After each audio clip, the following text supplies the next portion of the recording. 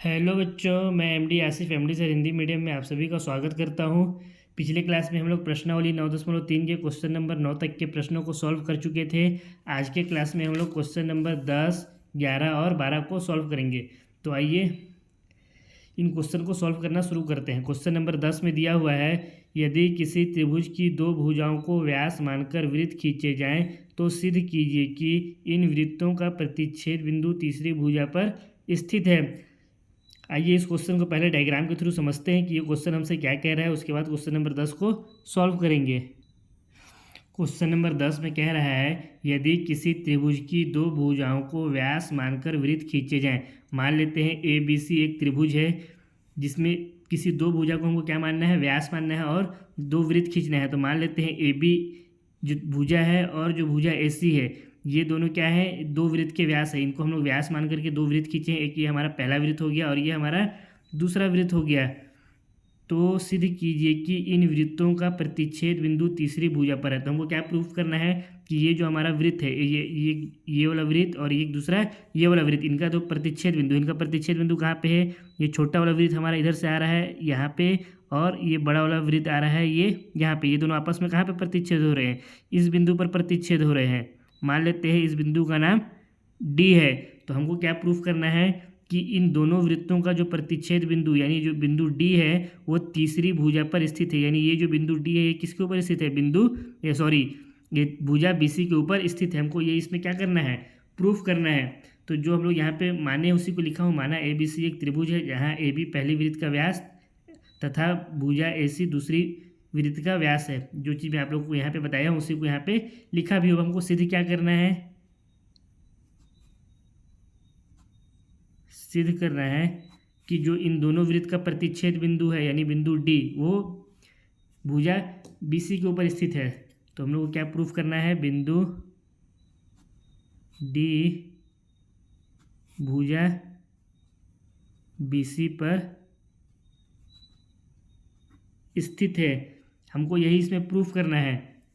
अब इसको कैसे प्रूफ करें कि हम लोग का ये सिद्ध हो जाए। तो इसके लिए यदि हम लोग ये जो हमारा कोण बन रहा है कोण बी डी सी, यहाँ पे ये जो पूरा कोण बन रहा है ये कोण, अगर इस कोण का वैल्यू अगर हम लोग 180 डिग्री याद कर ले, कितना याद कर ले, 180 डिग्री, तो इससे क्या प्रूफ हो जाएगा कि ये जो भुजा बी सी है ये एक सीधी रेखा है। अगर ये सीधी रेखा है इसका मतलब क्या हो जाएगा कि ये त्रिभुज का तीसरा भुजा है और इसमें यहाँ पे जो बिंदु डी है ये इसी भुजा पे क्या हो जाएगा, स्थित हो जाएगा। जबकि ये प्रूफ हो जाएगा कि BC क्या है, एक सीधी रेखा, और BC को हम लोग को सीधी रेखा प्रूफ करने के लिए क्या करना पड़ेगा, जो कोण BDC बन रहा है वो कितना प्रूफ करना पड़ेगा हम लोग को, 180 डिग्री। अगर हम लोग इसको 180 डिग्री प्रूफ कर देंगे तो सिद्ध हो जाएगा कि BC एक सीधी रेखा है, अर्थात जो BC है वो इस त्रिभुज ABC का तीसरा भुजा है जिस पर बिंदु D स्थित है। तो इसको प्रूफ करने के लिए हम लोग क्या करेंगे, हम लोग एक रचना करेंगे, छोटा सा क्या रचना करेंगे कि A से D को हम लोग आपस में मिला देंगे। क्या रचना करेंगे, A से D को मिला देंगे। इस रचना को अपन लिख लेते हैं, जो रचना किए हैं, क्या रचना किए हैं, A से D को मिलाया। अब इस रचना करने से हम लोग को फायदा क्या होगा, देखिए ये अगर पहले वाले इस वृत्त की बात करें तो इस वृत्त में इस ए बी को अगर हम लोग देखें तो ए बी क्या है, जीवा है, इस जीवा हो गया ये, और इस छोटे वाले वृत्त का ये एक चाप हो गया यहाँ से यहाँ, और एक ये बड़ा चाप हो गया ये वाला। तो ये हमारा क्या हो जाएगा, लघु वृत्तखंड, और ये इधर का पूरा भाग हमारा क्या हो गया, दीर्घ वृत्तखंड हो गया।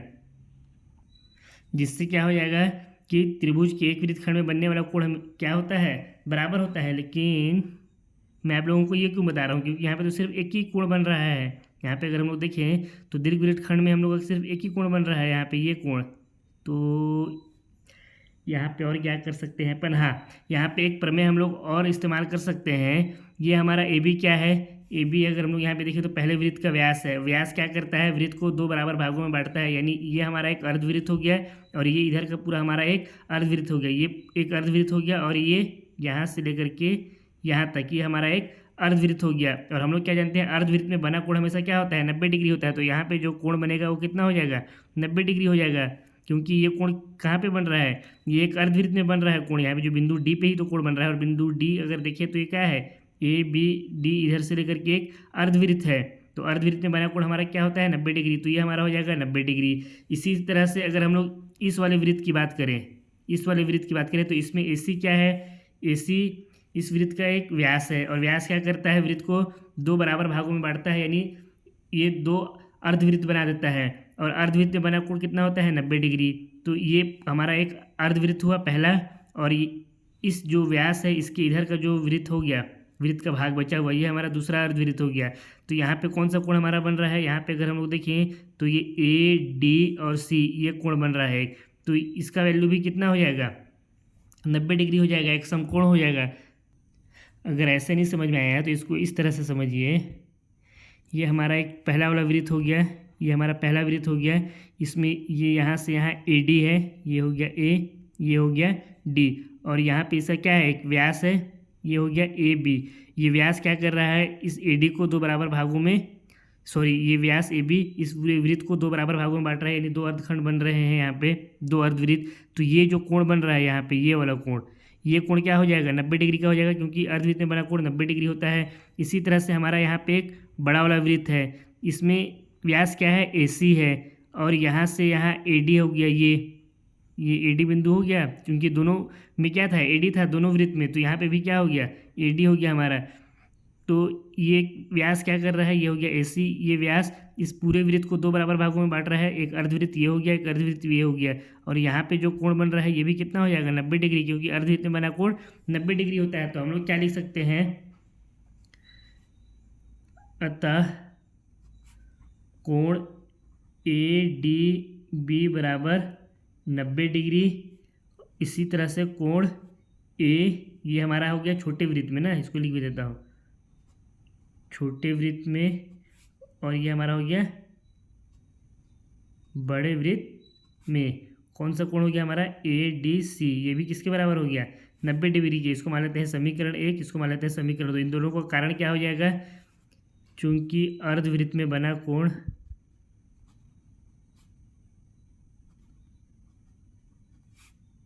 नब्बे डिग्री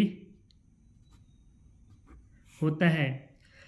अब अगर हम लोग इस आकृति में फिर से देखें तो यहाँ पे जो कोण हमारा BDC ये पूरा कोण बन रहा है, ये किन दो कोणों से मिलकर के बन रहा है, एक ADB और दूसरा ADC, इन दो कोणों से ही मिलकर के ये हमारा BDC बन रहा है पूरा कोण। ये पूरा कोण, एक तो ये कोण हमारा हो गया और एक दूसरा ये कोण हो गया, इनसे मिलकर के बन रहा है। तो हम लोग कोण BDC बराबर क्या लिख सकते हैं, कोण ADB प्लस कोण ADC लिख सकते हैं। तो हम लोग लिखेंगे नाउ कोण BDC बराबर कोण ADB प्लस कोण ADC, और कोण ADB ADC का समीकरण 1 2 से वैल्यू कितना है 90 डिग्री। तो इसके वैल्यू को रख देंगे तो हम लोग क्या मिल जाएगा, कोण BDC बराबर ये हो गया 90 डिग्री और ये भी हो गया 90 डिग्री। कारण हम इसका लिख देंगे समीकरण 1 और 2 से। तो यहाँ से हम लोग कोण BDC का वैल्यू कितना निकल करके आ जाएगा 180 डिग्री। इसका मतलब क्या हुआ कि ये जो हमारा जो कोण बन रहा है किसके ऊपर बन रहा है, एक रेखा के ऊपर बन रहा है, अर्थात ये जो हमारा BC भुजा हो गया, ये BC रेखा हो गया, कैसा हो गया, एक सीधा रेखा हो गया। मतलब ये क्या है, इस त्रिभुज ABC का ही एक भुजा है जहाँ पे बिंदु D स्थित है, और यही बिंदु D क्या है, इन दोनों वृत्तों का प्रतिच्छेद बिंदु है। तो हम लोग इसके आंसर में नीचे में लिख सकते हैं, यहाँ पे भी आप लोग आंसर छोड़ सकते हैं अपना, मान लेते हैं इसको समीकरण 3, या इसके आगे के लिए और लिख सकते हैं समीकरण 3 से स्पष्ट है कि कोण ADB प्लस कोण ADC एक रैखिक युग्म बना रहे हैं। इसका मतलब क्या हुआ, इसका मतलब कोण ADC एक सीधी रेखा है जिस पर बिंदु D स्थित है। इसके कोण ADC की जगह पे एक रैखिक युग्म बना रहा है, मतलब ये क्या हो गया, ADC एक सीधी रेखा हो गया, कोण लिखने की जरूरत नहीं है, बिंदु D इस पर स्थित है। तो बिंदु D क्या है, अतः बिंदु D दोनों वृत्तों का प्रतिच्छेद बिंदु है। यही हमको क्या करना था, प्रूफ करना था, जो कि हमारा क्या हो गया, प्रूफ हो गया। अब क्वेश्चन नंबर 11 को सॉल्व करते हैं। क्वेश्चन नंबर 11 में दिया हुआ है उभयनिष्ठ कर्ण AC वाले दो समकोण त्रिभुज ABC और ADC है। इसका मतलब क्या हुआ कि दो समकोण त्रिभुज है, पहला है ABC और दूसरा है ADC, लेकिन इन दोनों समकोण त्रिभुज में कर्ण क्या है, AC है। कर्ण सिर्फ एक उभयनिष्ठ कर्ण AC है, इसी AC कर्ण के साथ में समकोण त्रिभुज ABC और ADC दोनों बना हुआ है। हमको क्या प्रूफ करने के बोला है, सिद्ध कीजिए कि कोण CAD बराबर कोण CBD है। पहले तो हम लोग इसका एक आकृति बनाते हैं, एक समकोण त्रिभुज ABC और ADC में, जिसमें दोनों में कर्ण क्या हो, AC हो। तो अगर इस तरह से एक आकृति अपन बनाएं,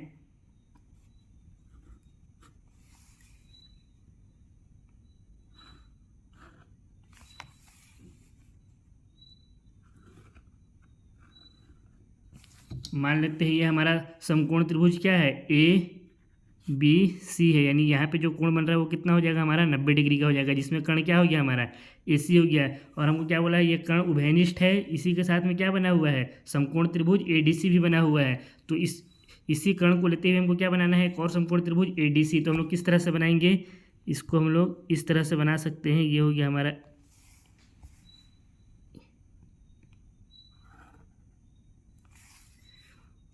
इसमें अगर हम लोग इस तरह से जोड़ दें एक त्रिभुज, ये हो गया A, इसको नाम दे देते हैं D, और ये हो गया C। इसमें भी कर्ण क्या है, AC है। और ये हमारा कैसा त्रिभुज हो गया, एक समकोण त्रिभुज, जहाँ पे कोण D है, इसका वैल्यू भी कितना हो जाएगा, 90 डिग्री हो जाएगा। कोण B का वैल्यू भी कितना हो गया, 90 डिग्री हो गया।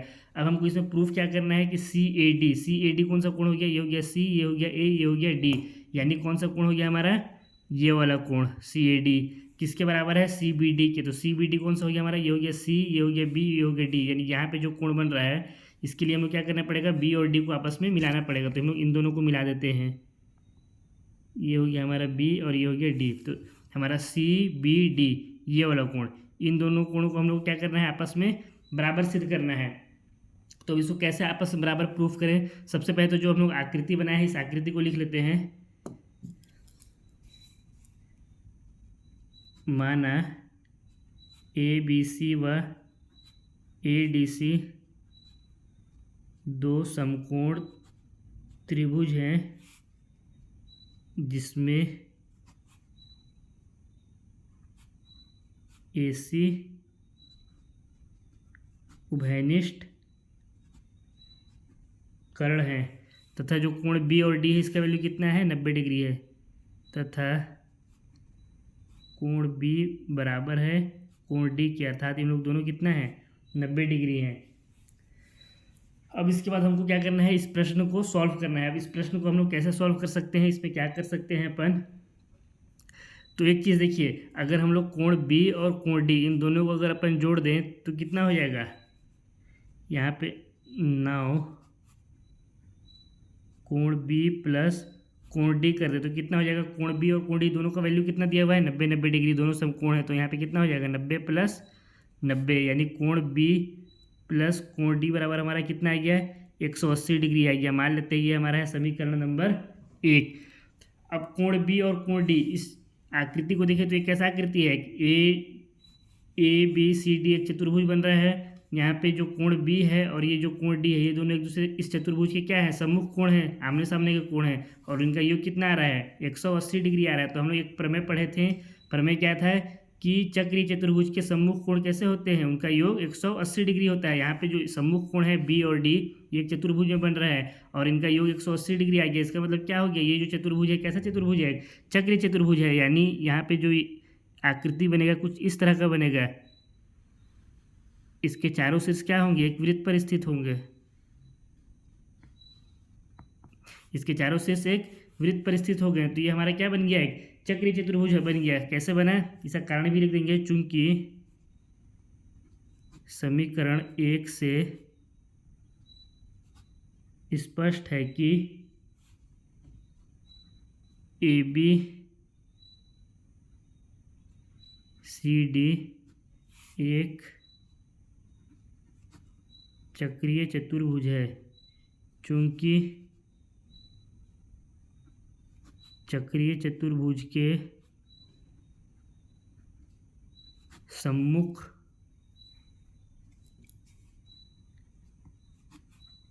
कोण का योग 180 डिग्री होता है। अब हमको इसमें प्रूफ क्या करना है कि जो CAD है वो बराबर है CBD के, तो इसको भी हम लोग लिख लेते हैं। सिद्ध करना है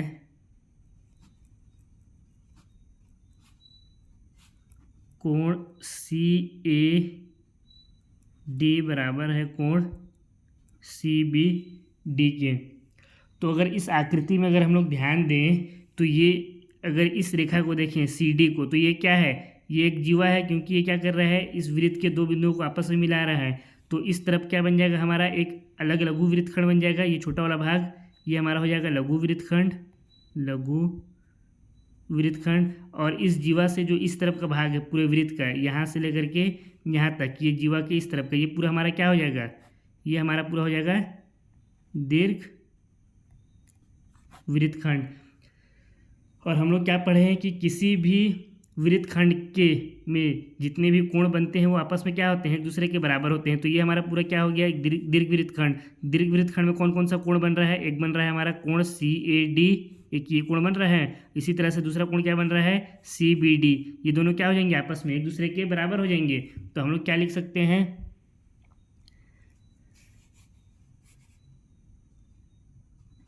आकृति अनुसार कोण CAD बराबर कोण CBD। इसका कारण क्या हो जाएगा, चूंकि एक ही वृत्तखंड में बने सभी कोण बराबर होते हैं। ये शायद मेरे हिसाब से प्रमेय 9.8 या 9.7 होना चाहिए। प्रमेय 9.8 या 7 होना चाहिए, देख लीजिएगा क्या है। ठीक है, प्रमेय 9.8 में लिख देता हूँ। और हमको प्रूफ भी यही करना था, कोण CAD बराबर कोण CBD, जो कि हमारा क्या हो गया, प्रूफ हो गया। इसी के साथ क्वेश्चन नंबर 11 भी समाप्त होता है। इस प्रश्नावली का एक आखिरी क्वेश्चन बचा हुआ है, उस क्वेश्चन को भी सॉल्व कर लेते हैं। क्वेश्चन नंबर 12 में दिया हुआ है, सिद्ध कीजिए कि चक्रीय समांतर चतुर्भुज एक आयत होता है। तो सबसे पहले तो हम लोग मान लिए हैं कि ABCD हमारा एक क्या है, एक चक्रीय समांतर चतुर्भुज है। ठीक है, इसको हम लोग खुद से इसका रचना किए, ये हमको क्वेश्चन में नहीं दिया हुआ था। तो हमको क्या प्रूफ करना है कि ये जो चक्रीय समांतर चतुर्भुज, इसको मतलब ये जो हमारा समांतर चतुर्भुज है ABCD, इसकी चारों भुजाएं क्या है, सॉरी चारों शीर्ष क्या है, एक वृत्त पर स्थित है, इसलिए क्या हो जाएगा, चक्रीय समांतर चतुर्भुज हो जाएगा। और हमको क्या प्रूफ करना है कि ये एक आयत है। तो जो हमको सिद्ध करना है उसको भी लिख लेते हैं। सिद्ध करना है चक्रीय समांतर चतुर्भुज एक आयत है। यानी ABCD को हमको क्या प्रूफ करना पड़ेगा, एक आयत प्रूफ करना पड़ेगा। अभी हम लोग क्या माने, ABCD क्या है, हमारा एक समांतर चतुर्भुज है। तो हम लोग क्या पढ़े थे, जब हम लोग चतुर्भुज वाला जब हम लोग चैप्टर पढ़ रहे थे, तो उसमें मैं आप लोगों को बताया था कि जिस भी समांतर चतुर्भुज के सभी कोणों का योग सभी कोणों का माप जो है वो 90 डिग्री हो जाता है, तो कैसा चतुर्भुज हो जाता है हमारा, एक आयत हो जाता है। ये हमारा क्या है, एक समांतर चतुर्भुज है। अगर इसके सभी कोण यानी कोण A, कोण B, कोण C और कोण D, इन सभी को अगर हम लोग 90 डिग्री प्रूफ कर देंगे तो हम लोग का क्या प्रूफ हो जाएगा कि एक आयत है।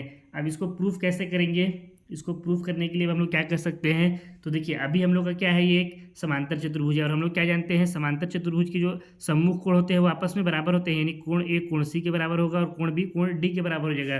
तो हम लोग लिखते हैं नाउ कोण A बराबर कोण C और कोण B बराबर हो जाएगा कोण D के। इसको मान लेते हैं समीकरण 1, इसको लिख देते हैं समीकरण 2। दोनों का कारण क्या हो जाएगा, चूंकि समांतर चतुर्भुज के सम्मुख कोण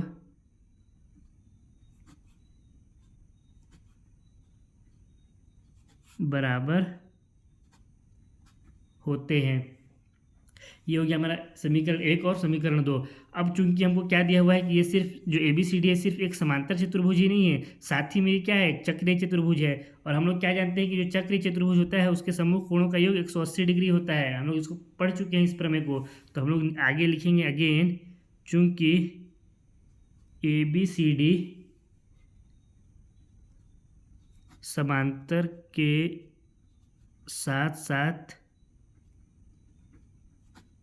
चक्रीय भी है, इसलिए क्या हो जाएगा, इसको थोड़ा सा अगर नीचे कर दूँ तो इसलिए हम लोग क्या लिख सकते हैं, समूह कोण कौन कौन सा है, कोण ए और कोण सी। तो हम लोग लिख सकते हैं कोण ए प्लस कोण सी बराबर 180 डिग्री और कोण बी प्लस कोण डी बराबर 180 डिग्री। यही समूह कोण है, इसका समीकरण लिख देंगे 3, ये हो जाएगा समीकरण 4। कारण में लिख देंगे चूंकि चक्रीय चतुर्भुज के सम्मुख कोण का योग 180 डिग्री होता है। अगर इतना आप लोग कर लिए तो समझ जाइए क्वेश्चन हम लोग का यहीं पे क्या हो गया, सॉल्व हो गया। अब हम लोग समीकरण 1 और समीकरण 3 से क्या कर सकते हैं, ये जो कोण सी है इसकी जगह पे कोण ए लिख सकते हैं, क्योंकि कोण ए किसके बराबर है, कोण सी के बराबर है।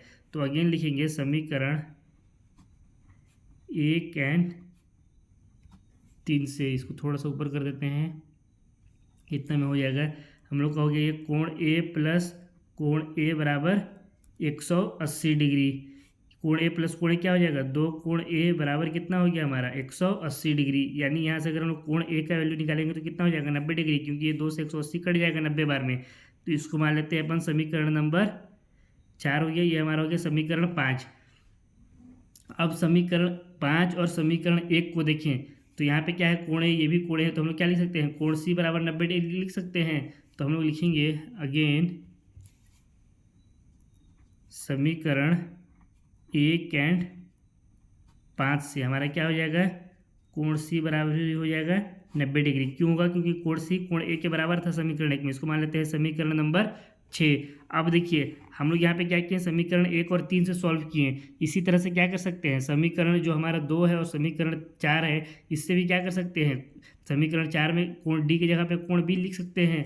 तो हम लोग लिखेंगे समीकरण 2 एंड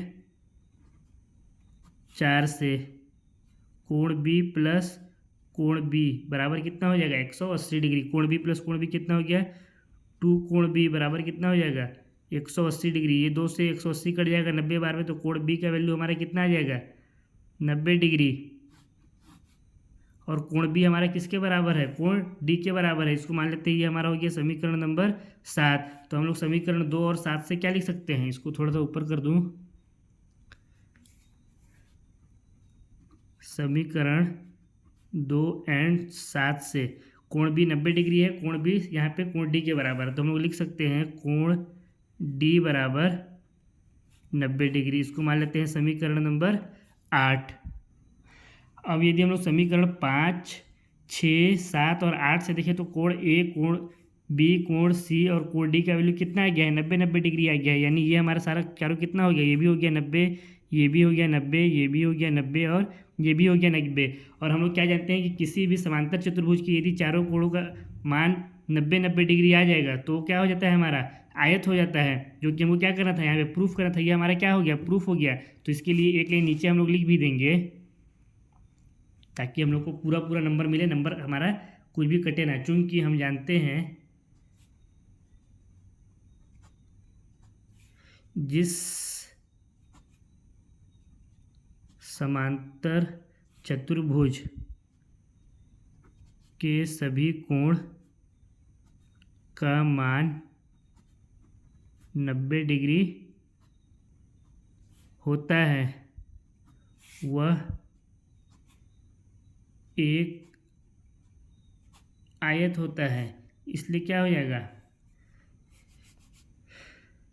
या इसलिए की जगह फिर लिखेंगे अपन, चूंकि हमें प्रश्न में क्या दिया हुआ है, हमें प्रश्न में दिया है, या फिर इसकी जगह पे अपन लिख सकते हैं प्रश्नानुसार।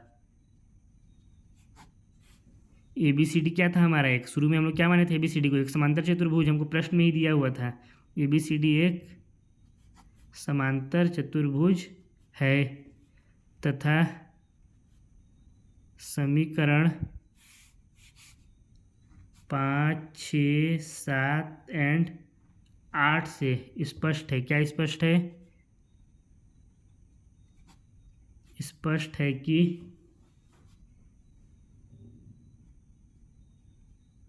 समांतर चतुर्भुज ABCD के सभी कोण 90 डिग्री है, इसलिए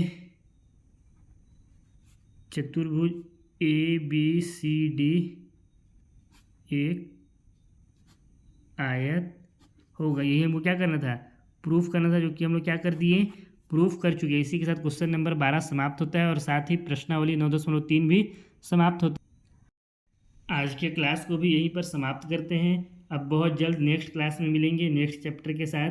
तब तक के लिए मस्त रहिए, स्वस्थ रहिए और पढ़ते रहिए।